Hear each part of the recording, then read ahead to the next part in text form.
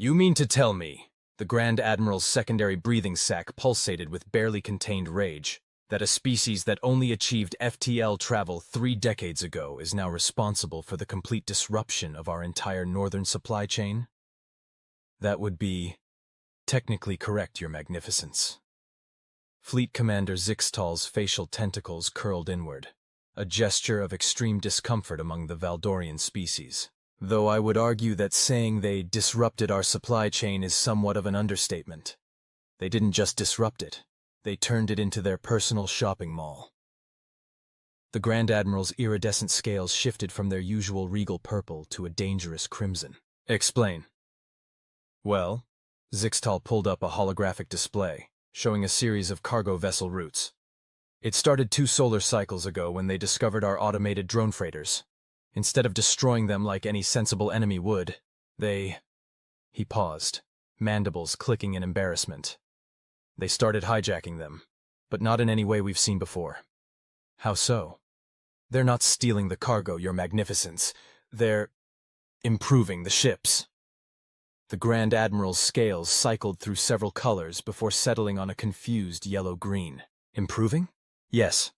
They board the vessels, upgrade the navigation systems, enhance the engines, install entertainment systems, and then send them back on their way, with thank you notes. Handwritten thank you notes. The holographic display shifted to show one such note, written in surprisingly elegant galactic standard. Thanks for letting us borrow your ship. We fixed that weird rattle in the power coupling. Seriously, how could you stand that noise? Upgraded your quantum drive to the new Mark 7 series. You're welcome. And installed a cappuccino maker in the maintenance bay.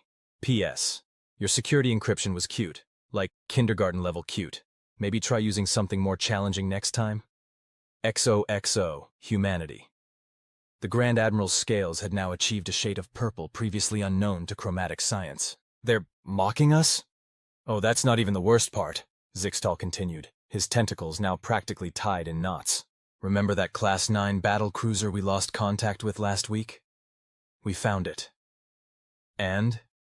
They turned it into a cruise ship. They're using it to give tours of the Horsehead Nebula to their retired veterans. They're calling it the Golden Years Galaxy Explorer. They even painted little smiley faces on all the plasma cannons. The Grand Admiral slumped in their gravity throne, all 4 arms hanging limply. How? Their technology is centuries behind ours. Their ships are practically held together with... What's that primitive adhesive they use? Duct tape, Your Magnificence. Yes, that! Their ships are held together with duct tape and wishful thinking. How are they doing this? Zixtal activated another holographic display, this one showing various human vessels in action. That's just it, Your Magnificence. They're not winning because their technology is better. They're winning because they're, well, completely insane. The display showed a human ship, barely larger than a scout vessel, charging headfirst into a Valdorian destroyer. The treaty itself was surprisingly simple. Humanity agreed to stop upgrading Valdorian ships without permission and to teach the Empire's engineers their secrets of jerry-rigging. In return, the Valdorians agreed to open trade relations, cultural exchange programs, and to co-sponsor an interstellar food truck festival. The galaxy watched in bewilderment as the most feared military force in known space was completely transformed by humanity's most powerful weapons. Potluck dinners, dad jokes, and the apparently irresistible combination of grilled meat and cold beer. In the years that followed, the Valdorian Empire became known less for its military might, and more for its excellent barbecue sauce, a fusion of traditional Valdorian spices and Earth-style smoky flavors, and its surprisingly competitive breakdancing teams. As for humanity, they continued their exploration of space, making friends, upgrading ships without permission, and generally causing chaos wherever they went. But it was a friendly sort of chaos, the kind that usually ended with impromptu parties and cultural exchange programs. The Grand Admiral, now serving as the head of the Joint Human-Valdorian Space BBQ Competition Committee, was once asked by a junior officer if they regretted how things had turned out. Regret? They replied, their scales shifting to a content shade of blue as they flipped a burger on the grill. The humans had modified it to work in zero gravity, of course. How can I regret this? Our military efficiency is down 40%, but our happiness index is up 300%. Besides, they added, taking a sip from their craft beer, have you tried these pulled pork sandwiches? Worth losing an empire for, if you ask me. Somewhere in the distance, a human ship could be heard blasting Sweet Home, Alabama, as it drifted through an asteroid field, probably on its way to another unauthorized improvement project. But nobody minded anymore. That was just humans being humans, and the galaxy was learning to love them for it. "Did you hear about the Kraxons?" Commander Rodrigo Martinez asked, taking a long sip from his world's okayest space captain mug, a gift from his Valdorian first officer. Admiral Kara Thompson looked up from her terminal, where she'd been reviewing the latest diplomatic incident reports. "You mean the warrior race that's been terrorizing the Outer Rim? What about them?" "They just declared war on us," Rodrigo said, grinning. "Apparently, we're an affront to the natural order of the universe and must be purged for the good of all species." "Tuesday already?" Kara sighed, reaching for her own coffee mug, which read, "I survived the Valdorian War, and all I got was this sweet mug and lifetime diplomatic immunity." "What's their deal? The usual humanity is too chaotic thing?" "Not exactly. They're mad because we introduced their youth to something called social media influencers." Kara winced. "Ouch. Maybe we did go too far this time." "It gets better," Rodrigo continued, pulling up a holographic display. "Their Supreme Warlord's daughter just started a lifestyle vlog about sustainable warfare and eco-friendly conquest.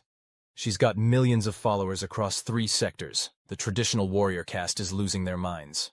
The display showed a young Kraxon, her battle armor bedazzled with rhinestones, explaining the benefits of recycling spent plasma cartridges while giving makeup tutorials using war paint. Is she sponsoring protein shakes?" "Yep. Getting swole for the glory of the Empire. Like and subscribe," Rodrigo quoted.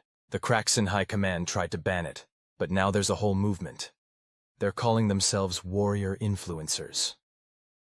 Kara buried her face in her hands. "Please tell me they're not doing dance challenges? Oh yeah. The Conquest Shuffle is trending across 17 star systems." The hologram shifted to show thousands of young Kraxon warriors performing synchronized dance moves in their battle formations. The traditional war chants had been remixed with something that sounded suspiciously like K-pop. "So what's the official response from Earth?" Rodrigo asked, trying not to laugh as a group of Kraxon elders attempted to understand what a ratio was. "Well," Kara pulled up the official diplomatic communique. "We've invited their entire ruling council to something called VidCon." "We didn't." "We did. Full VIP passes, meet and greet opportunities with top influencers, workshop on monetizing your conquest journey. The works." "They'll never accept," Rodrigo said confidently. "They already did. Apparently the Supreme Warlord's daughter convinced him it would be good for her personal brand." Just then, a priority message flashed across their screens. The Kraxon Supreme Warlord himself appeared, his traditionally fearsome appearance somewhat undermined by the fact that he was clearly trying to figure out the best lighting angle for his camera. "Humans!" he boomed, then paused. "Wait, is this thing on? Am I trending? Never mind. Humans! You have corrupted our youth with your insidious content creation and passive income streams. Our warriors now speak of engagement metrics instead of battle glory. This means war." "Actually," Kara replied smoothly, "have you considered the engagement potential of a collaborative cross-species content series? Your invasion fleet could do a whole documentary-style reality show. Keeping up with the Kraxons, maybe?" There was a long pause. The Supreme Warlord's eye stalks twitched. "Go on." 3 months later, the Kraxon invasion fleet arrived in Earth's solar system, complete with a full production crew, sponsored by 7 different energy drink companies and a popular vitamin supplement brand. The ensuing war became the highest-rated reality show in galactic history. Episode highlights included a heated debate over whether traditional plasma cannons or railguns performed better in Instagram filters, a cooking competition between human and Kraxon battle chefs using only standard military rations, a makeover episode where human fashion experts helped Kraxon warriors update their battle armor aesthetic for the modern age, a special 2-hour finale where both sides competed in a massive zero-gravity dance battle. The peace treaty was signed live on stream, garnering record-breaking viewership and spawning thousands of reaction videos. The Kraxon Supreme Warlord's closing statement, "Don't forget to smash that like button and hit subscribe," became an instant meme. In the aftermath, the Galactic Council held an emergency session to discuss the human problem. The main topic? How had humanity managed to turn yet another hostile species into social media celebrities? "Perhaps," suggested one council member, "we should just accept that resistance is futile. The humans will befriend us all eventually." Or worse, another added grimly. They'll make us go viral. Back on Earth, in the newly established Department of Memetic Warfare, Kara and Rodrigo were reviewing their next assignment. The Zelix hive mind had just declared humanity to be an abomination against the cosmic order. What's our response? Rodrigo asked. Kara grinned, pulling up a proposal titled Operation TikTok Diplomacy. Ever heard of dance challenges? Oh no. Oh yes. Get me our top choreographers. It's time to show the hive mind what going viral really means. As they prepared for their next diplomatic offensive, a message came in from their Valdorian allies. The annual interstellar BBQ competition was coming up, and this year's theme was Fusion Cuisine in Zero Gravity. Attached was a video of the Grand Admiral attempting to flip a burger in null G while wearing a Kiss the Cook, all three mouths, apron. You know, Rodrigo mused, watching the Grand Admiral chase after the escaped burger. Sometimes I wonder if we're actually making the galaxy a better place or just making it weird. Why not both? Kara replied, sending an approval for the Zelix Hive Mind Dance Challenge operation. Besides, weird is working pretty well for us so far. Somewhere in deep space, a Kraxon battlecruiser was live-streaming its patrol route, while its commander did a sponsored unboxing of new tactical gear. In the background, a junior warrior was teaching their Valdorian exchange officer how to do the latest viral dance move. The galaxy might never be the same, but at least it was having fun. And that, as any human would tell you, was kind of the point. So, let me get this straight. Admiral Thompson massaged her temples, staring at the holographic report floating above her desk. The Zelix hive mind has fractured? Not exactly fractured, Lieutenant Jamie Rodriguez explained, trying to suppress a grin. More like, it's developed multiple personality disorder, thanks to TikTok. Explain. Now. And please tell me this won't start another intergalactic incident. Too late for that. Jamie pulled up multiple video feeds. See? Operation TikTok Diplomacy worked better than expected. The hive mind tried to analyze human social media to understand our weaknesses. But instead, the screens showed various segments of the crystalline Zelix consciousness clusters pulsing with different colored lights, each synchronized to different trending songs. They discovered content niches, Jamie continued. Now the hive mind has split into different, well, sub-influencers. This section here is really into cooking videos. That one's all about DIY crafts. And that big cluster over there? They're really into something called cottagecore. Cottagecore? The hyper-aggressive world-consuming hive mind is into cottagecore? Oh yeah, they've transformed 3 invasion platforms into organic farming stations. They're growing space wheat and keeping cosmic bees. Their honey is actually getting pretty popular in the Andromeda farmers markets. Kara watched as one crystal cluster, decorated with what appeared to be a crocheted cozy, posted a tutorial on sustainable void farming. The comment section was filled with enthusiastic responses from various species, including several Kraxon wellness influencers. What about their threat to consume all organic life? Now they just want to consume organic, free-range, ethically sourced products. Jamie shrugged. They've started a whole movement about conscious consumption across the galaxy. Their hashtag #HiveMindfulLiving is trending. The Admiral's computer chimed with an incoming transmission.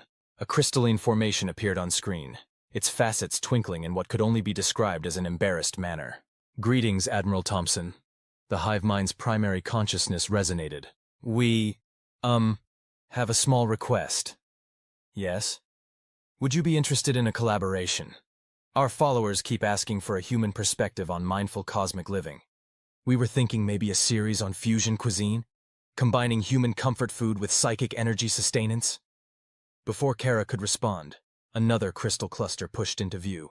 Oh, and maybe some DIY tutorials on upcycling old battlecruisers into community gardens? A third cluster chimed in. And sustainable fashion. How do humans make those adorable spacesuits? The Admiral glanced at Lieutenant Rodriguez, who was barely containing their laughter. Send them the collab contract, she sighed. And get me the Valdorian Grand Admiral on the line. They'll want to be part of this. Their barbecue sauce would pair well with psychic energy. 6 weeks later, the first episode of Mindful Munchies, A Human Hive Journey, premiered across all galactic networks. The show featured human chefs teaching segments of the hive mind how to prepare comfort food while discussing the importance of individual expression within collective consciousness. The Kraxan Supreme Warlord's daughter made a guest appearance, demonstrating how to bedazzle crystal formations while sharing tips on authentic content creation. The Valdorian Grand Admiral hosted a special episode on grilling through the galaxy, where they attempted to barbecue using focused psychic energy instead of traditional heat. Meanwhile, in a secret meeting of the Galactic Council, "This has gone too far," declared the Rigelian ambassador, their tentacles twisted in agitation. First the Valdorians become master chefs, then the Kraxans turn into media personalities, and now the Xelix hive mind is posting cottagecore content? What's next? A junior aide nervously raised the appendage. Sir? The Mechanoid Collective just started a podcast about the intersection of artificial intelligence and interpretive dance. The chamber erupted in chaos. Above the commotion, a voice rang out. "Wait, has anyone noticed that we're all happier?" Silence fell as the truth of those words sank in. The Valdorian representative was sharing recipes with the Kraxan delegate. The Xixilix crystal clusters were helping the mechanoids design more aesthetically pleasing death rays. Even the notoriously grumpy Alpha Centaurians had started a book club.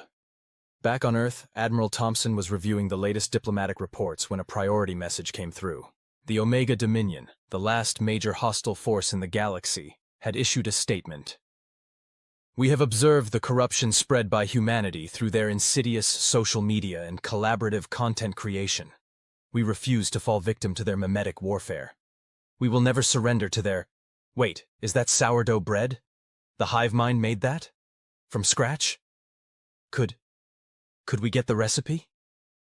Kara closed the message and looked out her office window at Earth's orbital stations, where Valdorian food trucks floated alongside Kraxan fashion boutiques and Xilix farming platforms.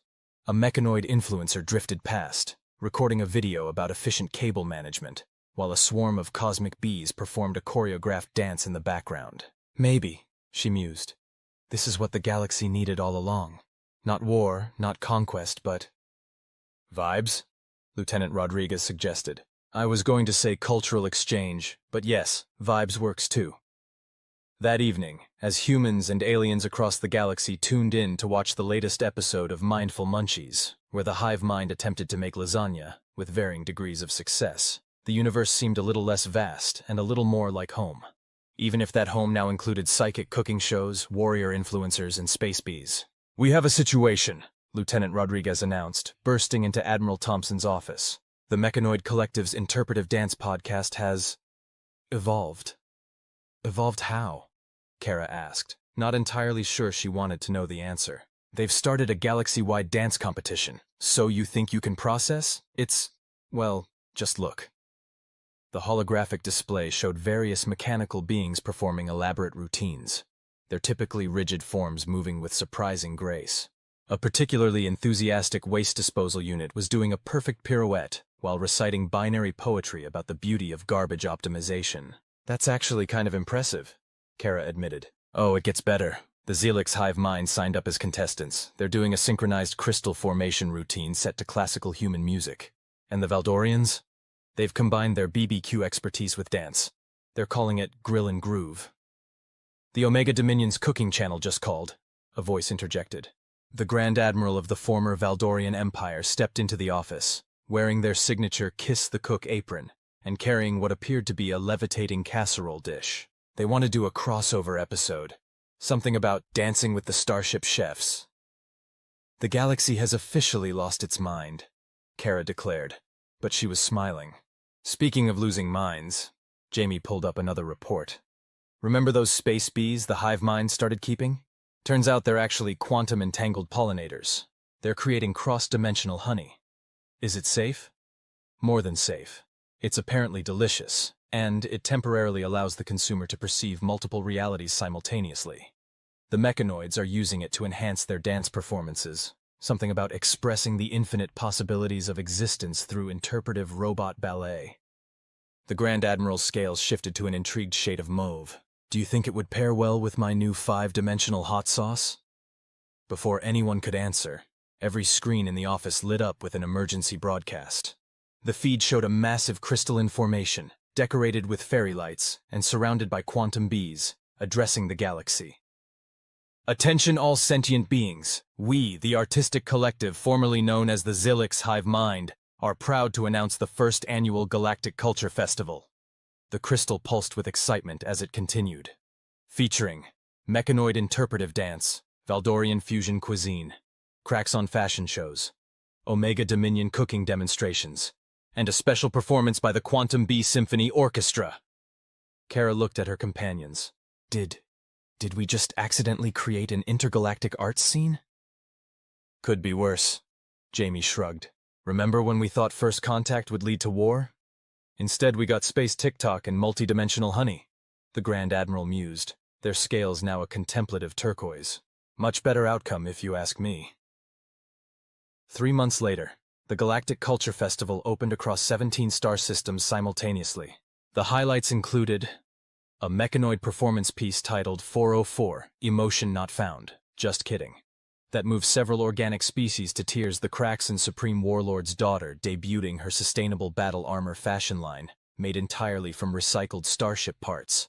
A cooking competition judged by quantum bees, whose ability to perceive multiple realities made them surprisingly harsh critics.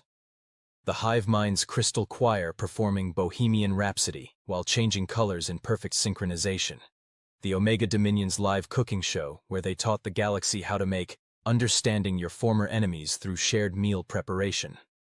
The festival's closing ceremony featured a massive collaborative performance. Mechanoid dancers, crystalline formations, Valdorian grill masters, Kraxon influencers, and human artists all coming together in what the Galactic Press called either the most profound artistic statement of the millennium or a completely bizarre circus, possibly both simultaneously. In the aftermath, as the quantum bees buzzed contentedly among crystal gardens and robot dancers, Admiral Thompson received one final surprise transmission.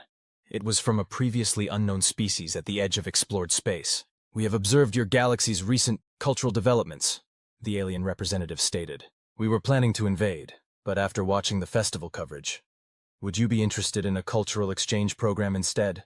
Our interpretive tentacle dancing is quite renowned in our sector." Kara looked at Lieutenant Rodriguez and the Grand Admiral, who were already pulling up collaboration contracts and menu planning documents. "Welcome to the family," she replied. "Just wait until you try quantum honey barbecue sauce." As news of another successful diplomatic conversion spread, humans across Earth celebrated in their typical fashion by starting a new social media trend.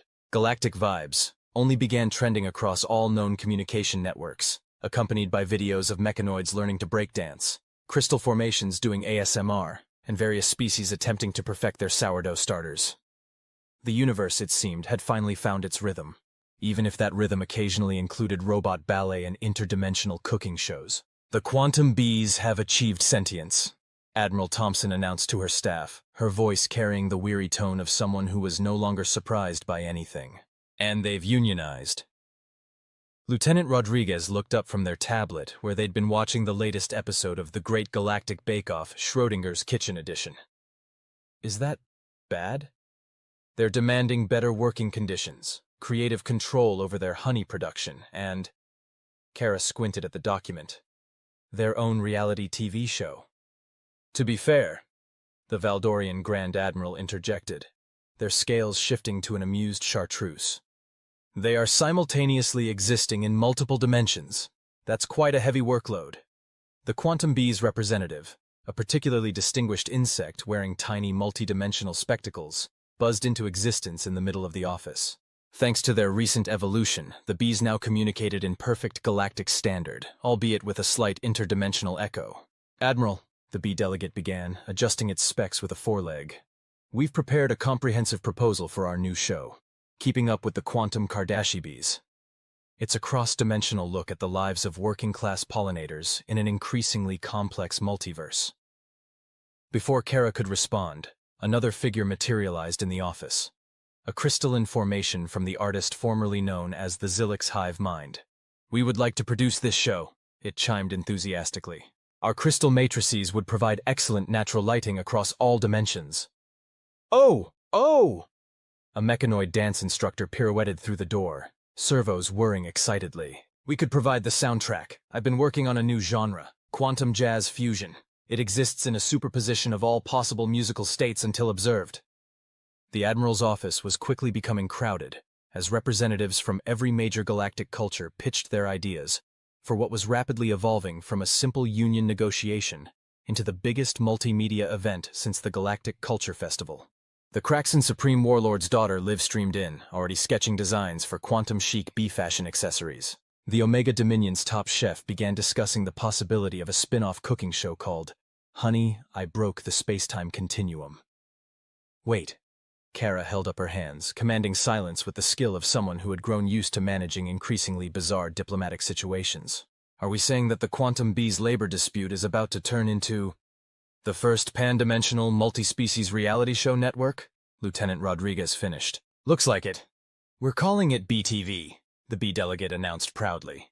Our first show will explore what happens when quantum bees stop being polite and start getting real, across infinite realities simultaneously. 6 weeks later, BTV launched to unprecedented success. The programming included quantum questing, following brave bee explorers as they mapped new dimensions for potential honey sources, Dancing with the Space-Time, a competition show where contestants had to perform in multiple realities at once, Hive or Let Die, a survival show where quantum bees taught other species how to navigate the multiverse, Sweet Dreams Are Made of Bees, a documentary series about the art and science of interdimensional honey production. The Mechanoid's Quantum Jazz became the network's signature sound, while the Hive Mind's crystals served as natural broadcasting towers, transmitting shows across dimensions. The Valdorians opened a chain of quantum fusion restaurants, serving dishes that existed in multiple flavor states until tasted. Even the previously unknown species with the tentacle dancing got involved, creating a hit show called So You Think You Can Dance Through Space-Time.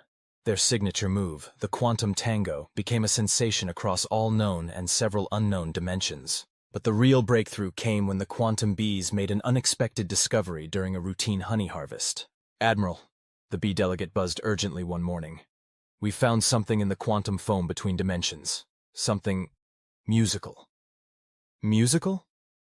The universe. It's humming. All the dimensions are vibrating in harmony, creating what our scientists are calling the Cosmic Symphony. And the bee paused dramatically. We think we can teach the galaxy to dance to it. What followed was perhaps the